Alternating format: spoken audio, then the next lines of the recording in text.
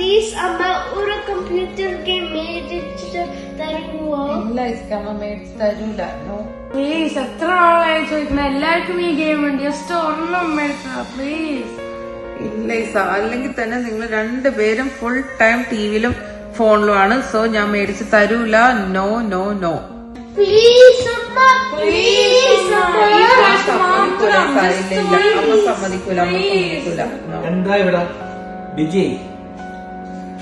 PS5 വേറൊരു ലെവലാ പിള്ളേര് കളിച്ചിട്ട്.